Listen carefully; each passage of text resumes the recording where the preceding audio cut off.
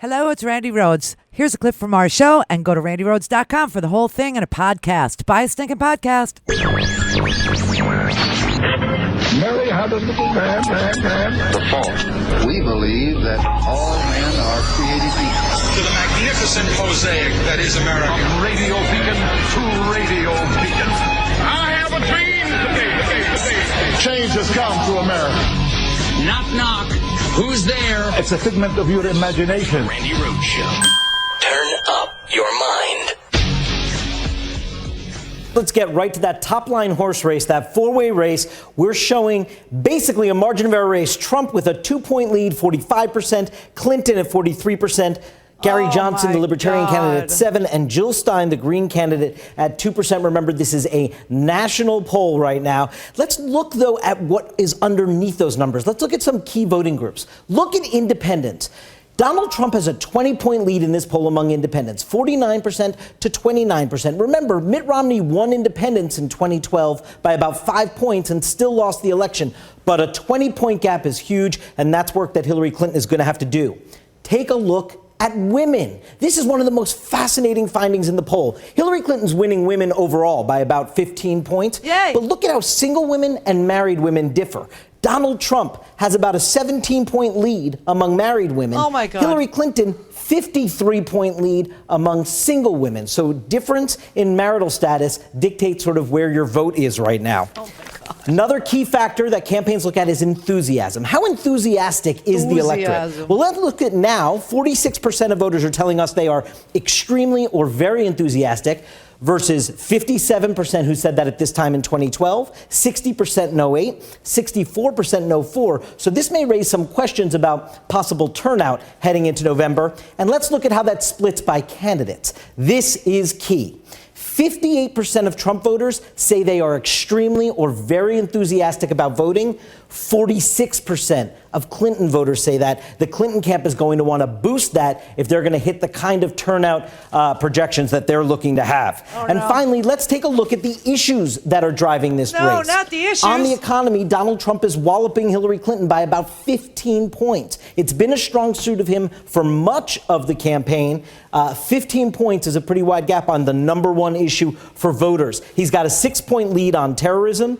On immigration, big topic in the last week, it's about a draw, 49% Clinton, 47% Trump. And on foreign policy, this is Hillary Clinton's strong suit, a 16-point lead on who would better handle foreign policy. So this race now is returning to sort of where it was prior to the conventions, which is basically a margin of error race. Please, can we have another convention, please? Let's have another one. I'll pay for it. I'll do a Kickstarter and we'll pay for the second convention. We need another round of holy crap. What'd I say? Labor Day, right? So now we look at the first poll after Labor Day. Dead heat between fascism and non-fascism. Oh my God. Holy crap, man. Oh, the only good news I've had. Well, you remember Phyllis Schlafly? Anybody remember? You don't remember Phyllis Schlafly? She was such a gay baiter. You don't remember her? Wow. Before my time. No, she was not. Her time just ended yesterday. She was not before your time, and you're, let's say, 30 plus. I don't want to say your age. I know. You don't care if anybody knows anything about you, like including the fact that you wear seersucker shorts and turquoise sneakers. That's all okay. But God forbid I should say his age. I could say his sexual orientation. I could tell you he hangs out at piano bars. He's fine with that. But tell Captain Leary's age and, oh, man, you're going to pay. You're going to pay. She's not before your time. She just died. Phyllis Schlafly was probably the reason why we don't have free, daycare for our children. Phyllis Schlafly is probably the reason why women get paid 77 cents on the dollar. To this day, Phyllis Schlafly was responsible for undoing the Equal Rights Amendment, which, okay, that was before your time. That was kind of before my time, too. It was cuspy. It was like being, I don't know, a Capricorn Aquarian. You're on the cusp. You know, it's like, who knows which favors you more. But yeah, I mean, Phyllis Schlafly fought her heart out against the Equal Rights Amendment, which would have given equal rights to women. And she came in late to the game. I mean, many states, I think more than 20, I think around 28 states from what I was, reading about, had already, ratified. It was going to be a constitutional amendment. And it had already been ratified by, 20-something states. And then Phyllis Schlafly went, oh, no. Women should have to work in the home, which is shocking to me. Shocking because Phyllis Schlafly always had a job. It's one of those hypocritical things. Do you know what I mean? Where you just look, Phyllis Schlafly. I researched her just to see like where her hatred came from and where her hostility actually grew from. And it turns out her father was like unemployed from like 1932 to 1944. Like never had a job, so her mother had to work. I think this is where her resentment came. She wished her mother would have been home with her instead of teaching school. I don't know. I mean, it's so long ago. That's before our time. That's 90 years ago. But anyway, she was a Catholic woman, had 6 kids, and one turned out gay, which was a big scandal because she was, a gay baiter. She just hated gay people. One of the reasons why she didn't want the Equal Rights Amendment was because she believed the Equal Rights Amendment would lead to same-sex marriage. And we didn't get the Equal Rights Amendment thanks to Phyllis Schlafly, so we're still getting paid 77 cents on the dollar. But hey, everybody, get married to whoever you want. Victory. It's so interesting because Phyllis Schlafly had said that we would have a woman president over her dead body. God has accepted that deal. Apparently, he's in. Yeah, she did. She said that. And so, here we are. But, I tweeted that this morning and then I saw the polls. And then I was like, oh, my God. Phyllis Schlafly, I don't know why she was anti-women in government. She ran for Congress a whole bunch of times. You know that? 1952, that's before our time. She ran for Congress. Then she ran again in 1970, lost. Then she ran for the president of the National Federation of Republican Women, lost. Then she ran for Congress again. She was a researcher for the American Enterprise. I mean, she's always worked. I don't know what her deal was. I guess she found a niche that she felt comfortable in ever since her mother left her at home teaching school to other children, not her. Oh, boy, these childhood slights, they last forever, don't they? Oh, my God, some people just can't stop living in the past. Hey, I'm going to my 40th high school reunion. Oh, shut up already. Move on. You don't want to see these people. It's depressing. You're probably the only one that did anything. So anyway, I read these polls. These polls, listen, hopefully it's an outlier, but it's a big poll. It's a national poll. It's a CNN poll. It's a CNN ORC poll. It's a big poll. And these numbers are not good. We're in a dead heat with Donald. Dead heat with Donald. I cannot believe how many, white supremacists we actually have in this country. I spent the whole weekend trying to figure out what is his position on immigration. And then I realized it doesn't matter. It just depends on who he's talking to and who he spoke to last and who tweeted him.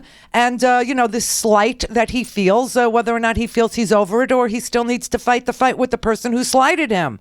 That's what his position will be. No one knows what he goes from, yes, we're going to have massive deportation forces to all of a sudden Rudy Giuliani, his twin, Dumb and Dumber, Loud and Louder, racist and racist-erier, tag teaming each other on the TV there. I mean, it was just, it's just so strange. I mean, he says, yes, mass. Are you going to have a massive deportation force? You're going to have a deportation force, and you're going to do it humanely, and you're going to bring the country, and frankly, the people, because you have some excellent, wonderful people, some fantastic people that have been here for a long period of time. Don't forget, Mika, that you have millions of people that are waiting online to come into this country, and they're waiting to... Where is this mythical line? Is it like Disneyland? Do they have the queue so that it goes back and forth so the line's not very, very long like it is when you vote? Is it, I don't know, where is the line? Anybody in this audience on the line? Anybody want to tell me about the line? Do they hand out bottled water on the line? How long is the line? Do you take a number like at the deli for the line? Oh, by the way, Howard's going to end up in trouble here. See, Howard is not from Florida. Neither am I, but I've lived here much, much longer than he has. And Howard still thinks it's okay to argue with strange white women at the deli counter about politics. See? And that is not safe. This is freaking Florida, Howard. And these women may look innocent and, 60-ish harmless to you, but they're packing. They're packing. He got into it at the deli counter at the Publix. I sent him to the deli counter. Please buy me some thin sliced American cheese. Thank you. And Jessica is coming and she likes the honey ham. Get the boar's head. So he went there, he took a number. The number they were serving like number 54. So he thought, I'll multitask. Because he has ADD. So he went into the vegetable section and made the outside round and purchased all my vegetables on my list. And then checked back at the deli counter. They were on like number 60 and he had like 79. 76? Must be accurate. And so then he said, you know what? I'll go and I'll get the butter and I'll get the eggs from the other side. He went outside and came back. They were on 75. And he waited and for some reason clicked right past him, went to 77. Whoa, whoa, whoa. I have 75. The woman with 77 said, she already called my number. She called me. Howard said, yeah, but I have 76 and I'm before you. I don't care. Fill my order. You, get out the boar's head. Get the turkey. I want the low sodium. I want it thin sliced and I want to taste it first. Howard said, well, that's really rude. You must be a Trump supporter. Well, as a matter of fact, I am. And the lady next to her, I am too. Doesn't understand this is Florida. Now, if there was any alcohol involved prior to going to the grocery store on the part of the ladies, he'd be dead. Because we've seen bartenders be killed, shot over political discussions right here in South Florida, where we have, difficult drugs to cope with. We have Flocka. Anybody know what Flocka is? Big meth weekend. Oh, the stories about the meth this weekend were incredible. Am I trying to get away from the polls? You bet your ass I am. They are not good. We are in a dead heat. Back to the Flocka. Some kid up in Jupiter, north of here, apparently ate two people's faces. Yeah, he got high on the Flocka and he ate two people's faces. And then shortly thereafter, another kid on the Flocka cannonballed through somebody's window and then ate those people's faces. Horrible stories about methamphetamine all across this country. A really, really sad, sick story out of Pennsylvania, if you know it. You know to, retch. Just as I say the word Pennsylvania. This was really disgusting. A mother, her girlfriend, and her boyfriend injected their 10-year-old with meth, raped her, and then dismembered her. Yeah. But those are the white people, so we don't pay attention. Only when Donald Trump says they cut off heads, who does that? Apparently, meth freaks in Pennsylvania do it. Apparently, people, here in Florida who do whatever it is you do with Flocka, they do it. They eat faces. They jump through windows. Crazy. For a commercial-free, on-demand, whenever, wherever listening experience, visit RandiRhodes.com for your personal premium podcast today.